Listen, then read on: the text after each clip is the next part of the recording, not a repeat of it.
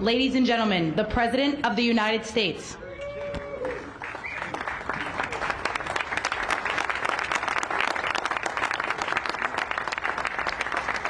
Hello, everybody. Thank you very much. Thank you. What a friendly group this is. No Democrats are here, right? Well, I want to thank everybody. This has been a labor of love. You know, we took over a building that was not properly taken care of. It just wasn't. It's a very special building, and we are taking care of it. This was grass, and when you have a news conference, and this was going on for many years, but everybody would just sink into the mud. It was extremely luxurious grass, especially when it was raining, because you'd go down about 5 inches into the mud.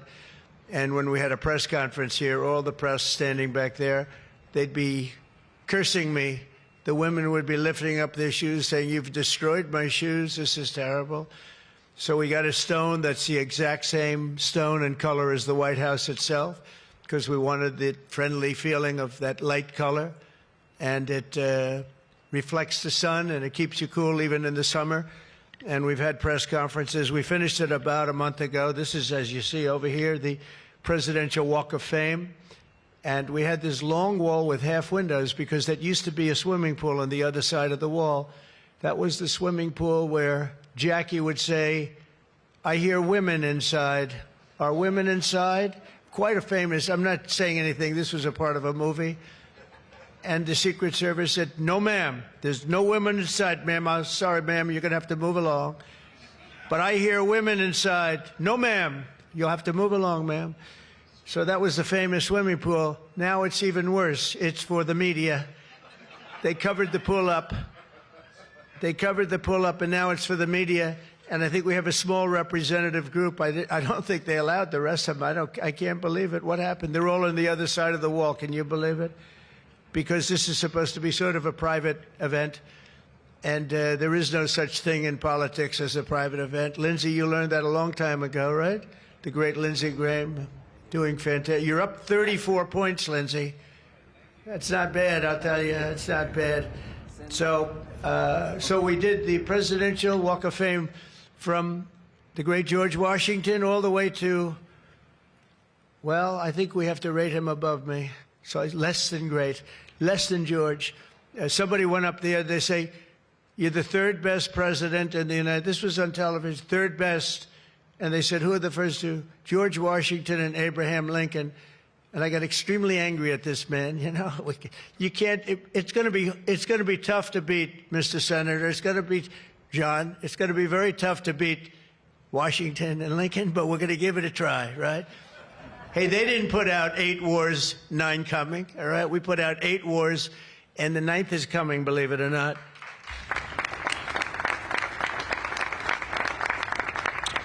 So I just want to say it's great to be with you. And when we're finished, later on, we're going to have a little quick lunch, and they do great food at the White House. And this is used sometimes for evening, where we've had some incredible people for the evening, and some of the big foreign leaders have been coming. And most excitingly, on the other side, you see the fence and the wall. We're building a world-class ballroom. You know, for 150 years, they've wanted a ballroom here. We don't have a ballroom. We have a little cocktail area, but we don't have a ballroom. The East Room, it's called, is a very small cocktail area. It holds about 88 people if it's tight. And I said, if I do this again, I'm going to get a ballroom built, and we're putting up our own money. With the government is paying for nothing. You probably hear the beautiful sound of construction to the back. You hear that sound? Oh, that's music to my ears. I love that sound. Other people don't like it. I love it, Josh. I think when I hear that sound, it reminds me of money. In this case, it reminds me of lack of money because I'm paying for it, so it's the opposite. But it's going to be one of the most beautiful ballrooms anywhere in the world, and it's going to be able to take care of tremendous things. When you have, as an example, I'm going to see President Xi in 2 weeks. I'm going over to South Korea. We're going to meet in South Korea. We're going to talk about a lot of things. They want to discuss the fact that they're paying 157% tariff. It's a little higher than they thought. And we're doing very well. I think we're going to do well in that negotiation. We've done well, as you know, with Japan, with South Korea, with Europe. the European nations got together, we made a deal, and it was all based without the tariffs. You could have never made the deal. I'll tell you what, tariffs equal national security. Remember that. Tariffs equal national security. You got to remember that. And they also equal wealth for our nation, because we've taken in hundreds of billions of dollars in a very friendly manner, given to us by nations that used to take it from us. And they used tariffs on us. We never used it on them because we were foolish, or we were led by people that weren't business people. But it really does. It equals national security. And I wouldn't have put out, I mentioned 8 wars, 9 coming. Of the 8, 5 were based solely on trade and tariffs. India, Pakistan were going at it. 2 nuclear powers, and serious nuclear. 7 planes shot down. They were ready to go, and I called them up. I said, you go to war, and we're not doing a trade deal. And they said, well, what does one thing have to do with the other? I said, it has a lot. You're nuclear powers, and if you do it, we're not doing a trade deal. And 24 hours later, they called me, we have decided not to do it. We stopped the war. We stopped a potential disaster, a nuclear disaster, because of trade. And it's been really amazing. But the tariffs have made us a wealthy country. They've given us tremendous defense. They've given us things that we can do for other countries, very positive. But again, really, it's national security, it's national defense, and they are so important. And it's incredible that presidents, for the most part, didn't know how to use them, when to use them. If you go back, you'll see some of the presidents that were the most successful were believers in tariffs. And I even see foreign countries now that we are doing very well with taking ads. Don't go with tariffs. They're taking ads. I saw an ad last night from Canada. If I was Canada, I'd take that same ad also. But they're actually on television taking ads. But I do believe that everybody's too smart for that. We have a very, very big and important case coming up. We should win the case based on the legal merit. We should also win the case based on all of the things I just said. But we're a wealthy country again. Last week, as you know, they found $31 billion. They came to see me, sir. We found $31 billion. They said, we don't know why. I said, was this a good find or a bad find? It was a good find. It was a plus 31. We're used to finding negative 31s, right, for the last 30 years. I said, check the tariff shelf. Well, those tariffs haven't kicked in. Yes, they did. They kicked in 2 months ago. Check it. He comes back 2 hours later. Sir, you were right. We have an additional $31 billion, billion, not million, Lindsay, billion, that we just found from tariffs. They kicked in earlier than we thought. You were right. We're a wealthy nation again, and we're a nation that can be secure. We're a nation that can start paying down our debt. And with tariffs, we're the wealthiest nation ever in the history of the world. Without them, we've got to slog. We've got to slog. But remember this, other nations, including China, Japan, European nations, they used tariffs against us for many years. That's why we owe $37 trillion. That's why. But they used tariffs very successfully against us, and we had presidents that never fought it. But now you have a president that does fight it. So I just want to welcome you to the incredible Rose Garden. It's just an incredible place. It was done. We did it, brought it back to health. It was in very bad shape, actually, and we brought it back to health. First Lady Melania did a fantastic job on it. The surrounds and everything. It's all brand new wiring. You know, underneath there's a lot of wire, a lot of things. Everything brand new, everything beautiful. The only thing we did is we had to get a hard surface here because nobody could use it because of the grass. So I just want to welcome you, and I hope you're going to be here a lot. We're going to use it for meetings. We're going to use it for press conferences. Now we can use it. It was unusable before, and now we can use it. But everything that you see was redone. All of this was redone, and the whole White House is being redone. Some of you came through they call the Rose Hall. They call it different names, but you probably noticed. I don't know if you came through this door. Did you notice the white marble floor that was put there? That was made out of Home Depot tiles, about 1 foot by 1 foot. They were all broken, about 30 years old. And I replaced it with book-matched marble, paid for by your friend, President Trump. It's like, it's amazing how people like it when you say you paid for it.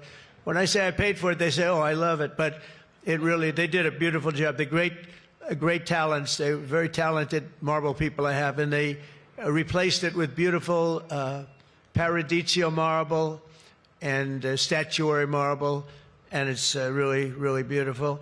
I want to thank the outstanding leadership team, and you really do have that. Majority Leader John Thune, who's been my friend. He really has done an amazing job. Thank you, John. Thank you. Done an amazing job. I didn't get to know John as well in the first term, and I've gotten to know him very well over the last 9 months, John, and you're doing a fantastic job. Thank you very much. Really great. Majority Whip John Barrasso, who's an outstanding man. Thank you, John. Thank you. Great guy, too. Conference Chair Tom Cotton. He loves that military. He loves the, he loves the military. Policy Committee Chair Shelley Moore Capito. Shelley, thank you very much, Shelley. Vice Chair James Langford. Very good. James, thank you. And you know, we have everybody but one person here. You know, everybody showed up. I figured you'd have like, I'd say 40 would have been a good number, right? We have everybody. We're just missing one person. You'll never guess who that is. Let me give you, he automatically votes no on everything. He thinks it's good politics. It's really not good politics. He's an automatic no. But I don't know. Look, if he wanted to come, I'd probably let him come, right? I'd let him come. Begrudgingly, but would let him come. And National Republican Senatorial Committee Chair, an unbelievable guy, Tim Scott. You know, Tim, I shouldn't say it because it's so, I don't know if it's good or bad. But Tim ran, and he was very effective and very good. But he was on the debate stage and everything else, he was good just because he's good. But he wasn't as good as they thought he was. And when he got out of the race, he endorsed me almost immediately. And I used him as a surrogate. And I wasn't sure if I should because, you know, sometimes I want a total lunatic to get up and fight for me. And Tim is a really good person. So I wasn't sure. And I put him on the stage, and he ripped the heart out of everybody. He was so brutal. He was so unbelievable. It turned out to be absolutely one of my best surrogates, and it includes a lot of you people that were here. You were all surrogates. But Tim ripped these people apart. And after watching 2 or 3 times, then I wanted him all the time, right, Susie? I said, I want Tim Scott, get up there. But he was so good, and I said to him, Tim, when you fought for yourself, you were much different. When you fought for me, you were a tiger. You were like unstoppable. You were, really was. You all saw that. What's the difference? He said, I've never liked selling myself, and I love selling somebody that I really do believe in. I really believe in you, and I just felt that way. And it was so nice the way he expressed it. And I want to tell you, you are a champion. You are a winner, and congratulations. Thank you very much. I never love telling that story because I'm not sure if it's a good or a bad story, but I'm telling you, you are an amazing guy, and you fought for me so hard, and I really appreciate it. You got to be my #1 choice, Tim, so something happened. I appreciate it, and you're doing great doing what you're doing right now. I also want to thank the entire Senate Republican Conference for your tremendous work on confirmations. Boy, did we have a couple of weeks, huh? We had some, I signed like 150 of them, and I didn't use an auto pen, by the way. I signed. You know, when you're signing these important, like a general getting approved from 3-star to 4-star and all of these different things and big confirmations and, you know, big stuff, you really have an obligation to actually sign it, I think. You probably noticed right there, number 46, we put up, right? We put up a little bit of an auto pen. We have 46, we have 45, we have 47. It's very interesting. Yeah, 46 is an auto pen. It's up there. It stays up there. People like it. It's probably going to stay up there for a long time. It's true. And I know you're looking into that. And by the way, the auto pen person said he never spoke to Biden.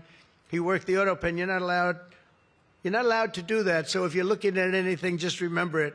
And remember, they treated us very badly. They treated us very, very badly. So I think you're allowed to just report the truth, including the confirming of my cabinet much faster than first time. I mean, we went so fast, and I give John Thune and all of you credit for that. It was amazing. All of a sudden, I was calling John, I've got to get him approved. come on, John, because I was getting like one every 2 weeks. And you know, I have people, they left their job and they left everything, and it looked like they were, all of a sudden, it was like an avalanche. They walked in, James and James, my double James, I call them. They walk in and they had like so many of them. I said, you got to be kidding. Is this like, are you for real, right, James? John Thune did his job, and you got them all done, and you have all those people out there working now, and instead of being very upset with the fact that we couldn't get them approved quickly. So I really appreciate it. You used a method that I wish you could use on U.S. attorneys. You know, I have 10 U.S. attorneys who are phenomenal, phenomenal. A Harvard, a Yale, a this, a that, all top. And the problem is they're not going to ever be confirmed, I guess. I put them in. They'll be there for 3 or 4 months, whatever it's, and then they have to leave.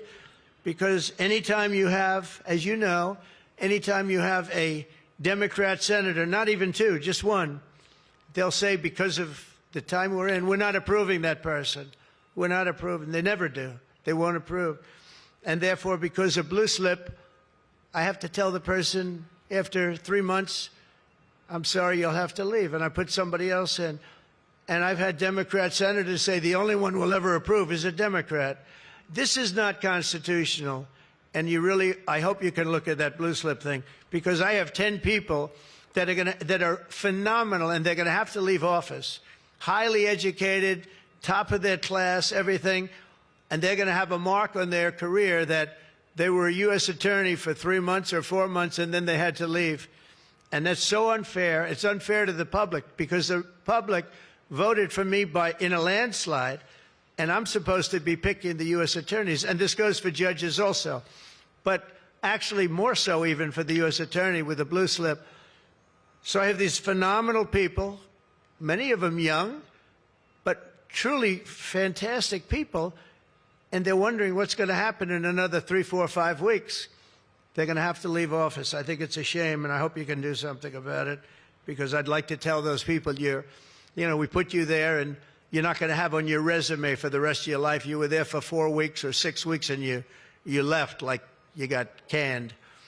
So I hope you look at that. Very important. And after your pivotal changes to the Senate rules last month, as a result, this is what you did, the unprecedented obstruction by the Democrats. We've confirmed more than 175 public servants, people that are phenomenal, to key posts, and that's just been over the last couple of weeks. It's an unbelievable thing what you've done, John, you, all of you together.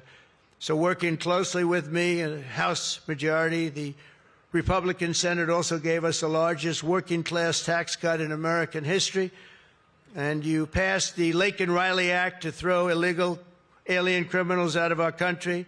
You passed the Genius Act and the Take It Down Act with the support of our wonderful First Lady. She got, by the way, she got actual support from the other side. It was bipartisan.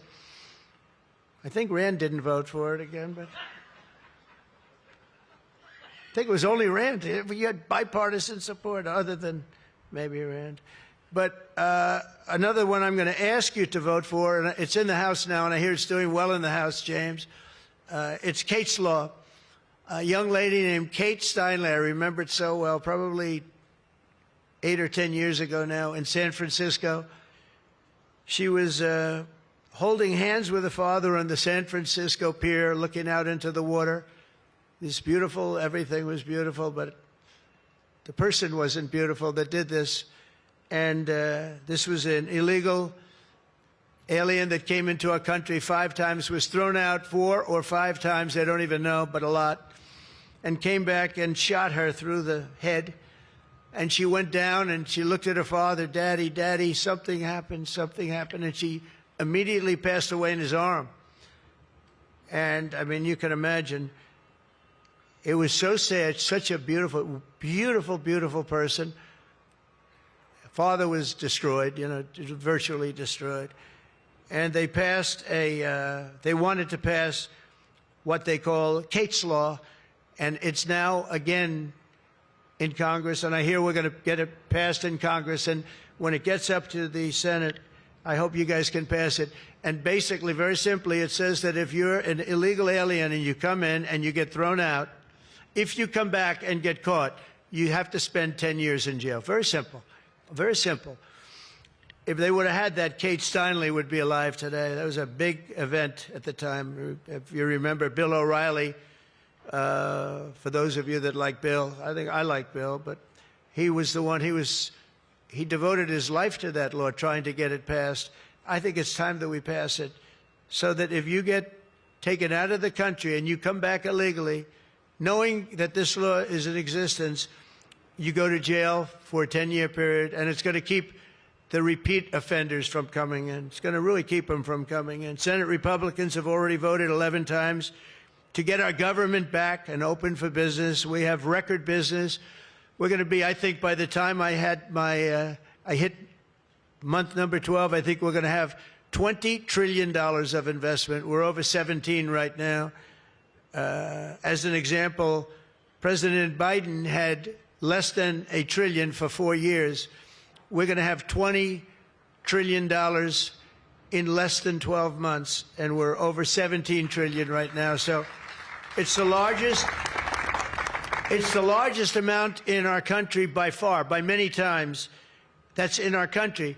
But here's the one. It's the largest amount in the history of the world. There's never been a country that's had anywhere near 17, or it will be 20, and it's going up fast.